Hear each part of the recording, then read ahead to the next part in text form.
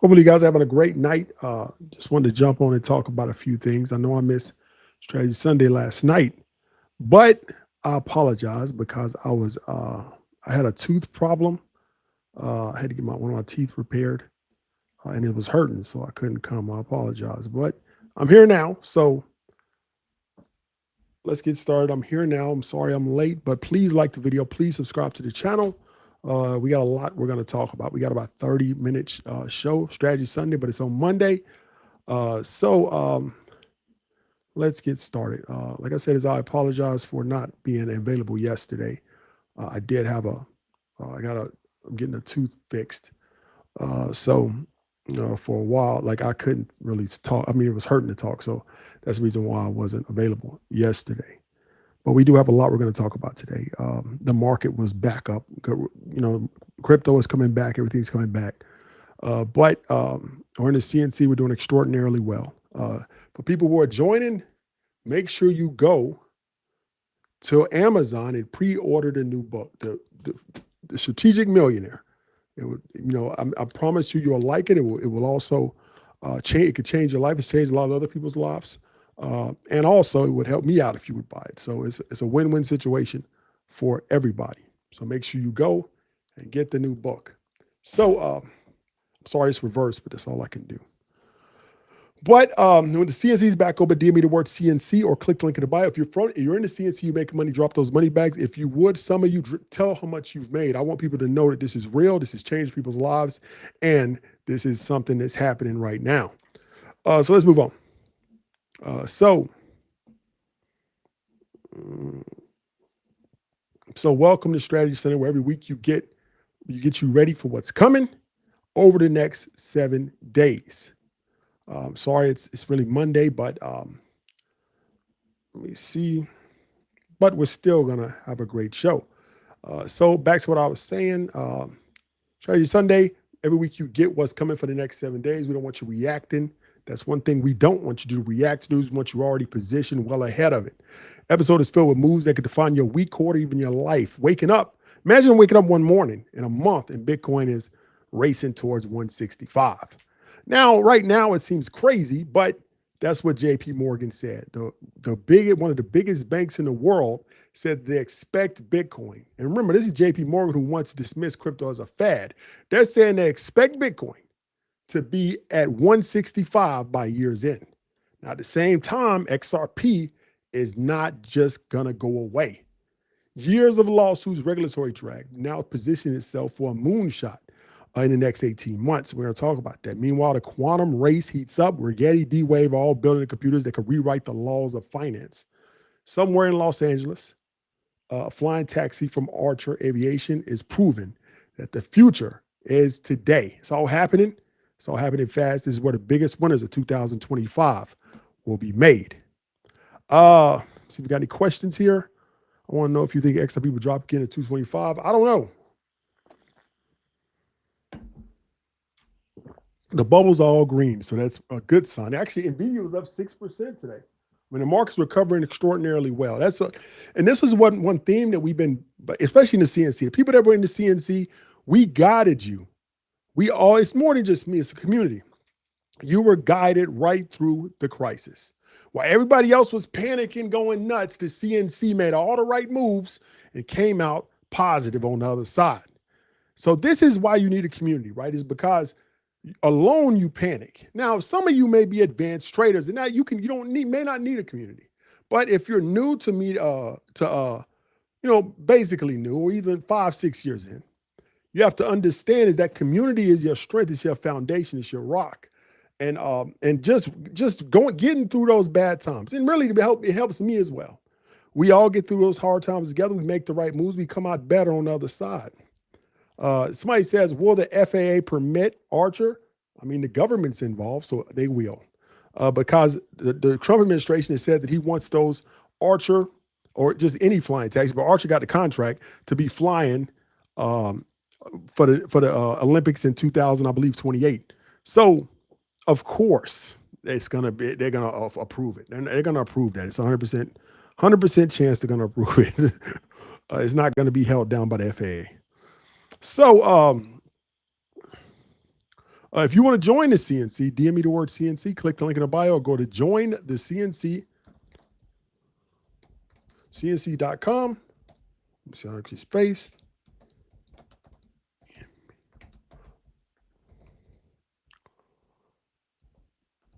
If you DM me the word CNC, I'll send you a link. So we got a few questions I want to ask before we get into it. BB.AI, what's the future prices? Doing well. We don't have any, the target prices in the CNC. In the CNC, we talk about target prices. Rick Maduda, how's it going? How are we getting first, the marketing green or GTA 6? Well, the GTA 6 got pushed out to like another 6 months, I believe. So the trouble star just started following. Let me see. XRP needs more. CNC, baby, CNC. So BA beat earnings. So, okay, so sometimes people, I don't want to go and check it. I want to touch on something else. Sometimes I get mad at people. I scream. Sometimes I go nuts. Sometimes I even call people idiots. But you have to understand that comes from a place of love. Why would, you see, sometimes I'll tell you this sometime. Sometime every once in a while, somebody will write me and they'll say that another influencer or some scam bot or whatever stole $5,000, $10,000 worth of their money. And sometimes I get mad. I try not to get mad at them, but I get so mad that a message will come in. It'll say, hey, is this a real site? And they'll put a site, and I know it's fake. And I said $10,000 with this site. And sometimes I will I get so mad, I'll bang the table. I don't ever tell them that, but you know why I'm so mad? Because I really do care. And I think, and sometimes I call them stupid, sometimes I scream out and call them idiots, but I never tell them that, but I do think that. And they're not idiots. People make mistakes, but sometimes I get so angry because the truth of the matter is I want everybody to be successful. I want everybody, and that, playing with, some people lose $30,000, $40,000 playing around. And I know for a fact they could have put in the work and they could have turned that 30 into 500,000, $1 million over a few years. And they gave it to a scammer because they didn't really want to do the work. That gets me so angry. And sometimes, yeah, I say some stuff. I block some people, I know. But it comes from a place of love and care. Now, I know some people may say that sounds crazy, but I'm that crazy uncle that really, truly wants you to be successful, but I may do it in an unconventional way. but I really do want people to be successful. And I want people to understand that the future is coming. It could change so many lives if you just allow it to. So, and like I said, we're in a change, and I'm talking about the future a little bit because I'm writing my next book. It's called The Future of Wealth. You can pre-order that too, but it's not going to come out to May. The Future of Wealth. That book is more about, you see the first book, this book, which is a rewrite of the original, is more about personal finance. The second book is a macro perspective on world and world finance and how the markets move in the future and what's going to happen over the next 50 years. Now, to be really successful, you need both of the books. Like I said, one's a personal finance, another one's a macroeconomics, more of a macroeconomics book. So they give you the entire picture of where things are going over the next 50 years. And you're going to need those guides, right? Somebody says, maybe I'm an idiot. I missed a video when you first called it. Move slow in the circle. Now I'm going to listen attentively. See, I appreciate that. But I'm not going to join the CNC with the current price. I locked it at the old price. And that's another thing about my community CNC. Once you get in, you're in forever at that price. Now, I already told you I'm going to raise the prices in 2026. And I'm going to tell you why. It's because we got countless people that have made $100,000. We got countless people that have turned millionaires. We got people that have multimillionaires all off the community in their own. I'm not going to take all the credit. They did a lot of the work, but the value is there. Right. And I've proved it over the last 5 years. So some people charge 10, 20, 30,000 a year for their programs. And I've tried for the last 5 years to keep the price low intentionally because I really, truly want people to be successful. I am not going to join the season with the current price when I locked in at the old price. Mick Keg or whatever. I don't know how to say your name. I apologize, but you can't lock in. I don't know if this is you, but I'm just saying you can't lock in the price, don't pay for 2 years, then come back. It doesn't work like that. In order to keep the price, you got to keep paying. So, I'm just saying, like, some people have been paying $25 a month since the beginning. And they're still paying $25. Some people paying $19.99 a month. That's when I first started. And they're still paying that. Long as they don't miss any payments. If they do miss a payment, they say, hey, man, I missed the payment. Can you restart me? Okay. But you can't go 2-3 years, then come back. It don't work like that. That's the whole point of locking in the price. You have to continue to pay. So let's move on. Bro, spit them facts, monthly or yearly. Yearly price is $9.97 to the end of the month. But JP Morgan raised their year end. Remember, this is 2026. They said by the end of the year, Bitcoin's going to reach 165. They use they say that if you look at how gold is doing and you look at Bitcoin's shifting role as a macro hedge, that it's almost inevitable that we're going to see Bitcoin get to 165. Now, maybe not. I don't know. Bitcoin right now is around 108. But if everything falls in place, I can see this happening. Right? Is that and the way that JP Morgan came up with this is they compared to gold, and gold has been performing. Bitcoin has underperformed relative to gold. So they said they could see Bitcoin reach 165. They said the retail flow has not started yet. ETF flow is not really where it should be. Strong inflows are going to start coming over this month into Bitcoin. And if Bitcoin goes up, remember it's the ship that raises. It's the tide that raises all ships. So all crypto goes up. So a big part of their call depends on the macro conditions holding. Inflation being flat, the central bank starting to, the central bank support all over the world, interest rates staying stable, and no wars or tariff problems from here. Now, the problem with this year is that it's been a volatile year, and it's because of Trump's crazy, out of control tariffs, and it's every month is something. Now, the stock market will be higher if not for that. Crypto would be higher. Remember, crypto is a risky asset. People get scared of it. So everything would be up if it wasn't for these crazy tariffs, wars. We got warships outside of Venezuela. That's the reason why we're not going to reach the target of $250 or $8 for XRP. Now, like I said, I'm not making excuses. I will take that and say I missed it. I will say I missed those 2-3 plays. It'll bring my average down. I already calculated from 93 to like 86, 88, 89. And I'll take that. I'll take those losses. And I won't say I have 93% anymore, 20% correct. But I think I did pretty good this year, right? What the heck? He said a court order to pause any external pay. He agreed I can exit the group. What the heck is he talking about? Why was he need a court order? That don't even make sense. Just reach out to Micah later. I don't know what that doesn't make sense. You can message him. But that's the thing. And it could be manipulation. It could be just massive manipulation. Banks trying to get in. They see their opportunity and they use the situation. I don't know. But I don't know. I just believe that so much volatility, so much uncertainty has caused the market not to be where it's supposed to be. So like I said, I did pretty good. I think this year, I'm gonna miss those 3, but I think this year I did pretty good. With all the facts, everything, everything that happened, all the facts being present, I think I did pretty good. So I'm gonna take those 3 losses. Now, it's hard to predict those things, and that's why we constantly talk about the concept of uncertainty and the concept of risk management, because you don't know what's going to happen. So that's why people say, why don't you put all your money in XRP? Because because you don't know what's going to happen. You're not sure. Any prediction, any projection can be changed by some macroeconomic or some outside factor that you have zero control over. It doesn't even, one crazy dictator in Africa could start some chain reaction, or any other country. I'm not picking on Africa. And it affects your portfolio for 3-4 years. You can't control that.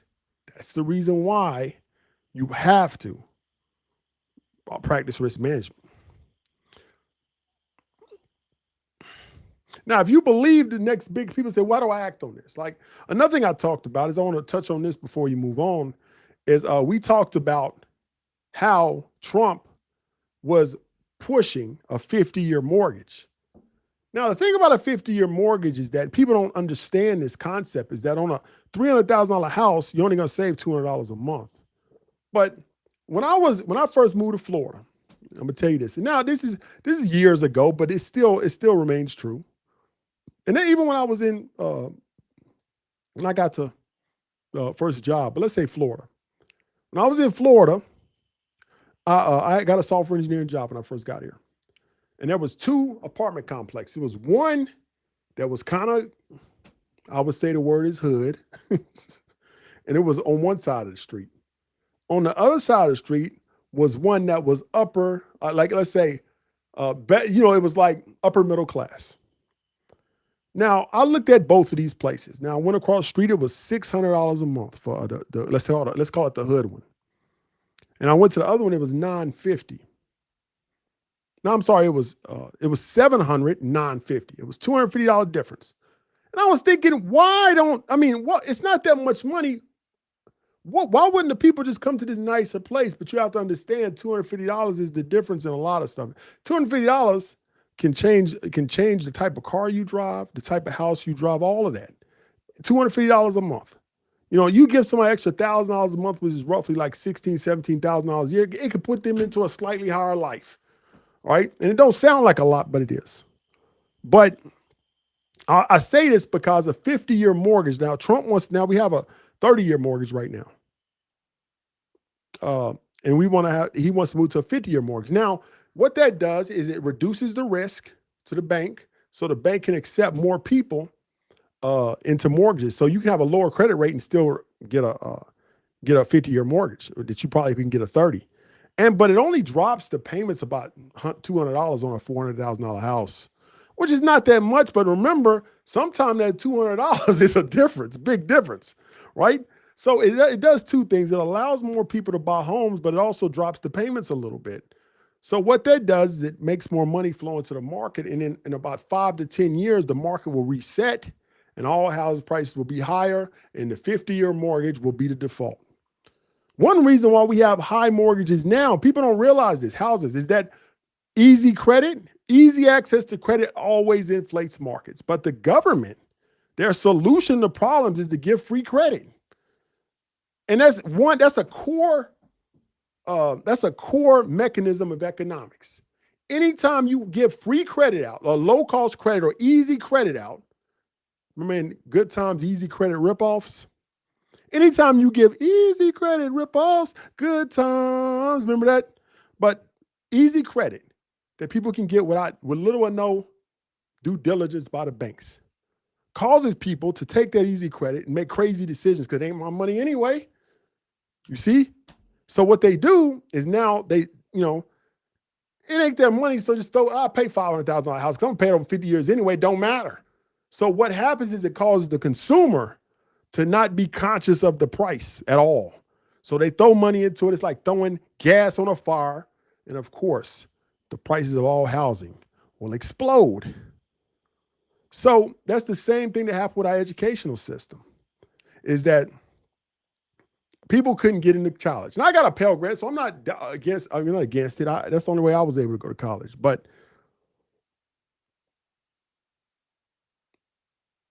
Pell Grants, and they said, well, everybody needs to go to college. So we're not give out free loans to everybody. Okay, what do you think people are going to do with those loans? They're just going to throw the money at the school. School's going to raise the prices. Now school is almost impossible to pay for because of easy credit. And now they're going to do the same thing with housing. Now, they're going to do it. They're going to do it. They're not going to do it. And one thing I want to say before we move on is that in life, you have two paths. And I want to make sure I say this because in life, you got two paths. Now, we all live in the system, right? Now, you can choose to change the system. And if you choose to change the system, I applaud you for that. But you got to give your life to it. Ain't no half-stepping, one in, one out. You go all the way. I'm going to change the system. I'm going to dedicate my life to changing this system. Okay? If you think it's wrong, I don't care if I'm for you or against you politically. I will take my hat to anybody and bow to it and give them, their flowers for dedicating their life, something they believe in so bad that they're willing to dedicate their life. So I don't care what it is. I mean, unless it's like devil worshiping or something, like maybe pedophilia. No, but I'm saying anything that's like reasonable. But, and the other thing you can do is you can learn how to ride the waves of the system. Now, there is no in between. And what people will try to do is be in between. They want a virtue signal and act like they're good people, but then they want to make a little money. But you can't do both. You choose one path, right? You ride the waves of the system, or you fight against the system you don't believe in. It's only two ways. Sit in the middle. No, I'm not gonna invest in a Palantir. No, I'm not gonna do it. But then you sit at home and eat cornflakes and watch Netflix. No, fight against. Go out there and protest. Then, right? Go give the dedicated life or ride the waves. There's no middle. Now, it's a middle if you want a virtue signal or act like you're something or want people to feel good about yourself. But there is no middle in the life, right?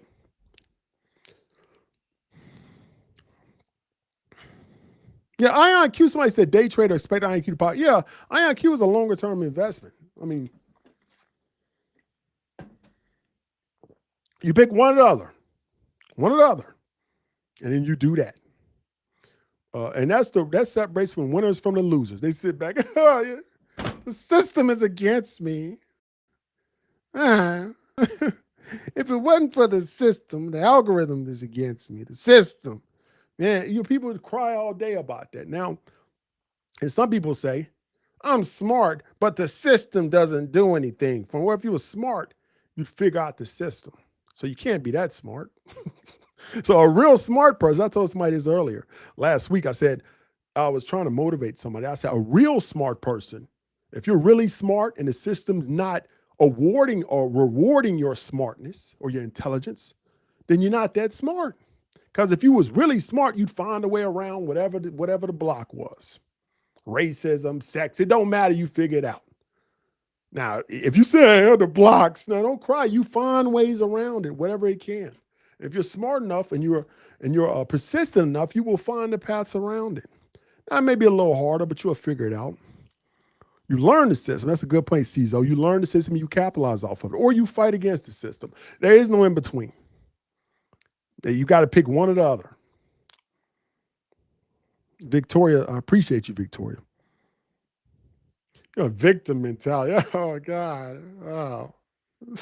Everything's against me. I didn't have a father growing up. I'm 42 years old. A father. I wish my dad would hug me. What, man, like, why would, okay, I'm sorry, I'm going on a tangent now. But my father left when I was 3. And yeah, it bothered me till I was like 17, 18. Now I found a way around it. And I even forgave him for what he did. I don't need a father anymore. I'm 43 years old, right? But yeah, everybody has a time. And I told you up to you 25, you can wallow in trauma. And really before that, but I'm being, what do you call it? Great, what do you call the word? Not generous.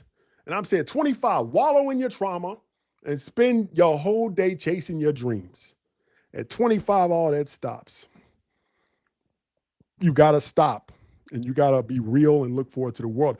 To be honest, and I said this in the new book, nobody cares about your traumas. They may act like it. They may pretend they do, but they really don't care. All they care about is what you can do, what you can perform, and what you can bring to the system and the table. That's it. And there's nothing wrong about that. That's that's a fair system. We don't care about nothing except what you can do. Okay, I think that's fair.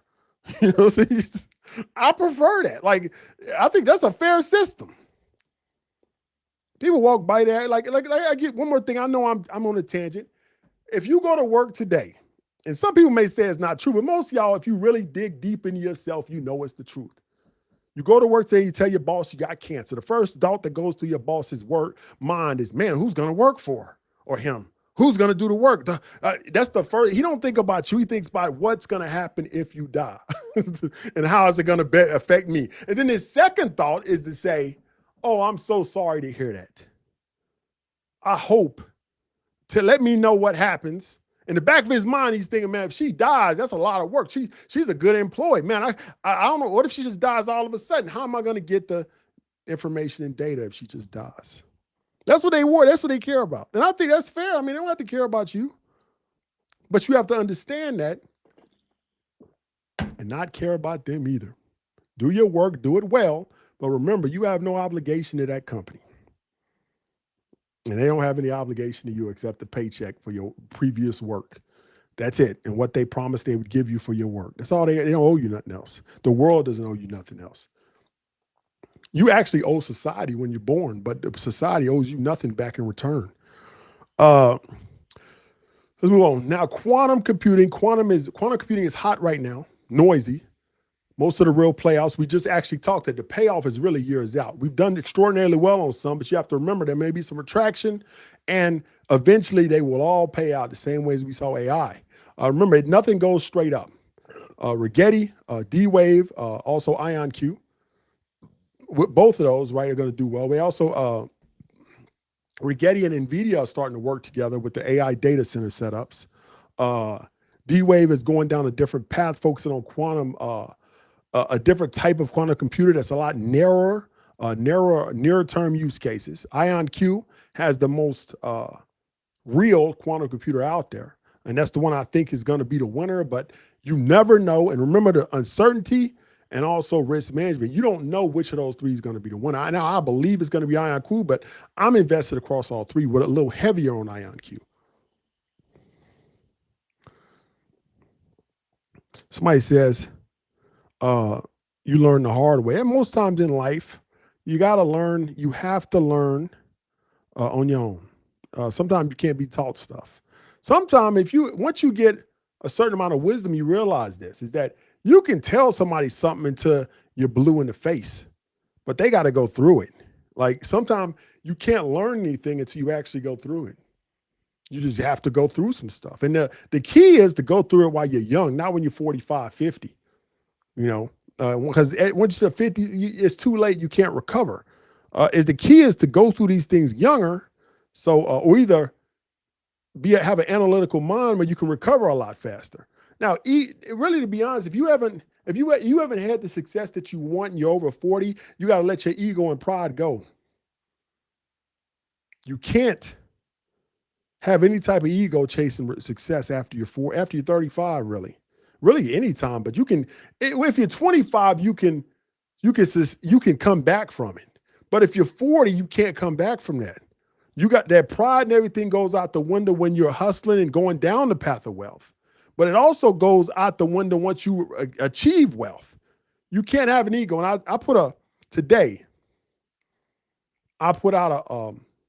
we did a mission statement for 2026 with my team and all the things that we do. And in the social media team, we put out a mission statement, and I haven't really fleshed it out yet, but we just started. The mission statement is that we are stewards of attention. We're not the owners of it. So what I mean by that, and I had some bad team members last year, and they thought they were God on earth, so I had to go ahead and let them go. So now I want everybody to understand is that even me, the attention that we have on stages, in conferences, in the CNC, that's a blessing, and we have to protect it because it could be gone tomorrow. The same thing applies for success. Success is rent. Success has rent that has paid every day. The moment you don't pay the rent, you get evicted out of success. You can't just get to the promised land and, well, that's it. I made it. I don't have to do nothing else. It doesn't work like that because your competitors are working twice as hard to take your position. There is no way success this is a zero-sum economy. So for you to be on the top of anything, there's somebody coming up that mountain that wants that spot. And that's everything. Even somebody says, well, I sell bananas on the freeway. Nobody competes with me. Well, yeah, they do, because somebody can drive by your banana stand and say, yeah, I'm going to get that banana. Yeah, guess what? I'll just go to the movies instead. Now, the movies is your competitor because they could have spent the dollar on your bananas, but they chose to go to the movies instead. See what I'm saying?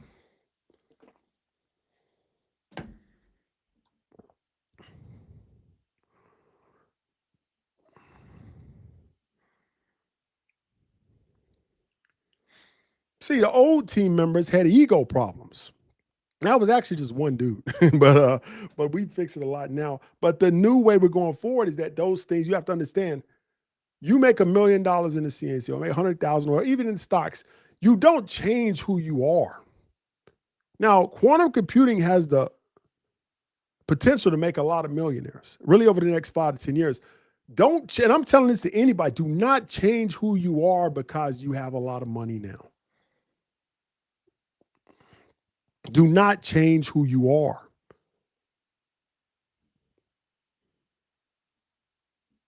All of a sudden, you're getting your wife BBLs and driving expensive cars, and because you got a couple of 100,000. No, you're not there yet, and your mind has to be constantly.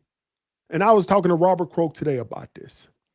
He does provide a lot of great information. I'm glad to have him as a friend. We're at a conference at the office, and I'm talking, and he says, "No, I just forgot what he said."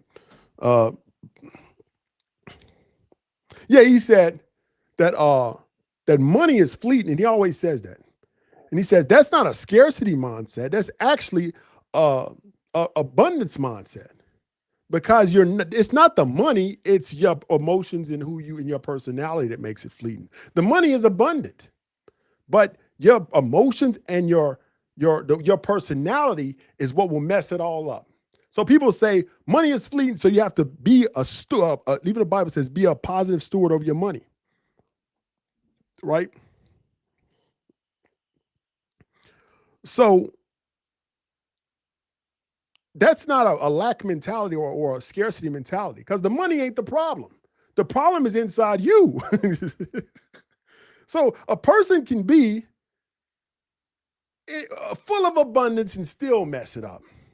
It happens all the time. People win the lottery, go broke. That's abundance, and they still mess it up. That's why you have to make sure that we talk about BBL so much as Armando too.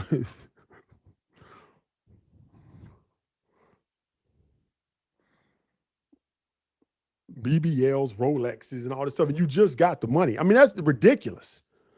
And then it goes away and you're back to square one. One of the worst things you could do when you're going down the path of wealth is go backwards a huge step, especially after you're 40. CNC is a little confusing. I need help. Okay. Kirishi, this is what I bet you didn't do. Did you watch the intro video? Now be honest. When you go in, there's an intro video that steps you through all the things. Now be honest. I bet you won't respond. Or he's gonna lie. Did you? I'm not picking on you, I'm just joking. Did you watch the intro video? Now that's the biggest problem that people have. They come in there, they skip over like when you buy something, you buy like something on Amazon, comes in pieces, you throw the instruction book away and think you can do it yourself. Yeah, you're not going to do it. Then you go back and look, where did I put that instruction? You're digging in the trash and stuff. Well, you should have read the instructions in the first place, and you wouldn't be in this problem. No, you didn't watch it. Yeah, be honest, man. You didn't watch it. You know you did, man. That's why you're laughing. You didn't watch the video. Go back and watch the video. And if you're still confused, I'd be happy. I'll help you personally. That's why he's laughing. He know he did. And I'm not mad. I'm just saying, man. I'm just joking with you.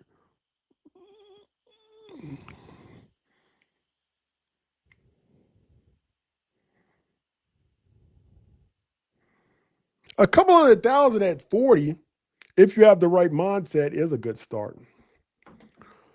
So let's talk about one more thing.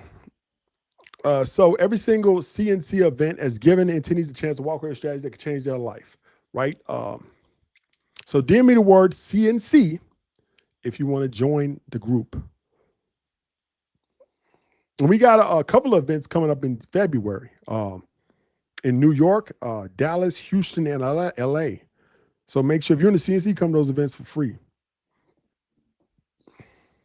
I appreciate you, K Hart. Yeah, he went straight to the watch list and saw that, and he's like, I don't know how to get around. Like I said, I don't have a problem with that, man. Like I said, see, you have to DM me the word CNC. You can't put it here. You have to send it to me as a private message. But yeah, if you got to watch, if you watch the minute, it's like 7 minutes. And if you have any questions after that, we have people there to help you. Up 3K this month. That's a good job. So I actually got to go on with the CNC now, but I'm a little late for that. If you're in the, please wait. I know I'm a little late, but last thing I want to talk about is Arch Aviation. Air taxis aren't just science fiction anymore. Archer's midnight aircraft just passed 2 major flight tests, could be closer to commercial takeoff than ever. The hype is real, but there's a few hurdles, FAA certificates and whatnot. But I think the Trump administration is going to push through those. Archer completed a 55-mile piloted flight, 2 public demos that shows that this is viable transportation. They signed a Korean Air signed a deal that can include up to 100 aircraft by 500 million in potential sales. The company's worth over $5 billion, but just like Oklo and these other emerging tech companies, there's no revenue. And they're burning about 400 million a year, meaning that any type of, if they don't meet, this is the risk with Archer. If they don't meet the deadline for the 2028 Olympics, then the whole company is going to be in a lot of trouble. So that's it's a higher risk play, but I think they're going to do it, and they look like they're on path to do it. It's a longer term play. 2027, we're going to see the real breakthroughs, and that's not that far off, right? It's 2026 in a couple of months, so it's about a year off. But I think it's a great play going forward. One of those plays that could make you a good amount of money in the next 2-3 years. Somebody else is up 2.7K. That's what I'm saying. I am going to raise the price of the CNC, so you better get in and lock the price. They also, I am running the 997 for the rest of for the year, for the rest of the month. So when you're hosting an event in Florida, probably never. I'll be in Houston the week of February 8th. I don't know the exact date yet. That watch list is sweet throw. Yeah. So in the CNC, when you go in, it's a community. You have different areas, but you also have my personal watch list in which every company that I call out, everything that I do. Now, when I'm talking here, some of these aren't call outs. Some of these are just stocks I talk about. When I go hardcore on a stock, it turns into a call out, right? Goes on a watch list, tells you the date I called it out, the target price, the price I called it out at, and how far we are to the target price, and how much time you got really to invest in it.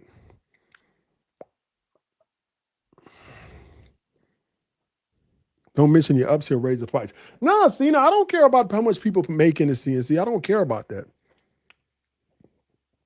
But I really don't care if somebody made, like, some people get mad. They're making, I don't care. You come in and make $100 million more than I did. And I'm like, okay, well, that's great, I'm glad. And that goes back to the way I think, right, is that a lot of you guys may not notice, and this is the last thing I'm going to talk about tonight, is that the way I got notable, I guess, online is in 2000. I was in crypto real early, but I wasn't like known or nothing. I'd speak at a few conferences, something like that. And what crypto was real small back then. In 2016, and I wrote this in my book too, the story is that I met a guy in London. He showed me, I guess, quote unquote, the game, right? He showed me how to build this blockchain site that could make a lot of money. So I went home and I built that site. Me and my business partner launched it in the summer of 2017. The company started making, $300,000-$400,000 a month right off top, and then it started going up from there. And then crypto went to a frenzy later that year, and we made a ridiculous amount of money. In January of that 2018, a company bought us out, acquisition for our publicly traded company. We got stocks, crypto. We got crypto, stocks, stock, and cash in exchange for the company and the rights to the software. So that's how that's how people started knowing me on this. I had 300 followers. At the time, it was one of the biggest sales. So all of a sudden, I had like a bunch of followers, right? And it got posted on the Shade Room, because at the time, it was like one of the biggest crypto sales. And I remember on the Shade Room, like, it went viral in the Shade Room. And people under the comments were like, yeah, he's stupid. They bought that company and they're going to flip it out and make 100 million on it. They may have gave him 10, 11 million, but they're going to make 100 million. He's stupid. Everybody knows crypto is the future. And I said, it kind of confused me, because I said, isn't that the point of selling something, an investment? When I sold my company, I sold it for what the value was at the time. So if somebody gets the company, invests into it, then flips it and sells it again for 200 million, I'm happy. Why would I be mad? Why would I feel bad about it? I hope that they're successful with it. That's the whole reason why we sold it. Why would I sell them something I don't think is going to be successful? That's why I'm saying in the CNC, if somebody comes in, pays $127 a month, either $997 for the year, and they say, well, I just made $10 million off of the information. Why would I care? I want you to be successful. Why would I care? Why would I raise the price? It's not, I don't care. I want you to make as much as you possibly can on anything we have.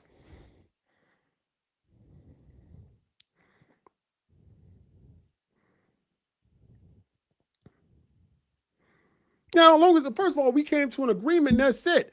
I don't care what happens to it next. It's just up to them now. They're going to put the money investment and taking the risk on to get it to the next level. That's on them. You see what I'm saying? Some people get mad at it. Can't sleep at night after somebody bought the company sold for $100 million. Oh, God, he can't sleep. I mean, who cares? Money don't even, after you get 3-4 million, it don't even matter no more, to be honest. I mean, I'm not a person that's when I know I'm going on a tangent. I'm gonna jump on and talk to the people in the CNC because I'm supposed to get on there with them. I get on at like 9:30, but when I first got that we first got the deposit when I sold that company. And I was making good money, but I wasn't rich. I was making like 150 as an engineer, software engineer at AAA. First thing I did is I said, man, I was walking in New York and I went to a Versace store. I said, man, I always wanted a Versace robe when I bought this Versace robe. And they had to ship back to my house. That Versace robe's in that closet right there. I got a closet in this room and it still got the tags on it. And that was like 8-9 years ago. I never wore it. Not, like, why would I do that? Because I'm in Florida. What you need a robe for in Florida? That was stupid. And I bought some Dior shirts and stuff. I didn't even wear them. They still in the closet. And then I forgot to the point. I'm like, well, I don't like all that stuff anyway. I'm just go back to what I used to wear. And that's what I wear now. You know? You end up going back to what you were anyway, unless you have an ego problem or some kind of pride or somewhere or either you have a self-esteem problem more than likely that you got to show everybody how rich I am. What do I care? I'm rich for real. Why? I don't have to show anybody nothing. I know what my bank account is. So why do I, like sometimes I do like luxury shoes and I do like watches, but other than that, and I got luxury luggage because Louis Vuitton luggage, because it's durable. Like sometimes Micah see me like I'll get the bag, I'll kick it down, throw it in there. What you throwing around Louis? I'm like, well, if it's Louis for real, you don't have to take care of it because it's so durable. It's not gonna mess up. I check the bag sometimes. It comes out still perfect condition. I say if it's real Louis, you don't have to be careful with it. You have to be careful with fake Louis, not real Louis.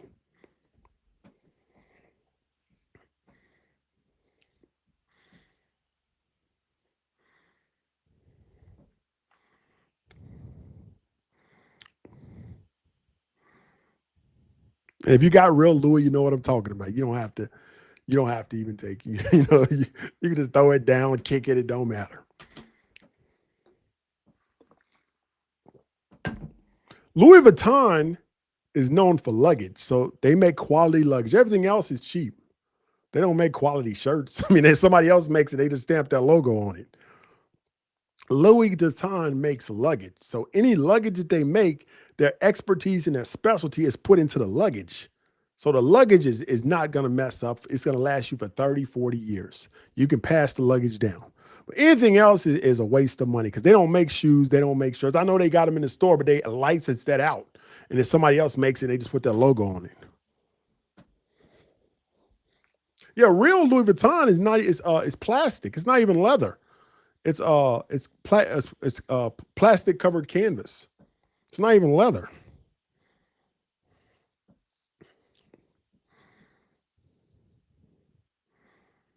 Now the fake ones you got to be careful because they don't have the real materials. But like I said, I hope you guys have a great night. I got to get ready to go live with the CNC. So I'll see you guys in a few minutes, and I appreciate you.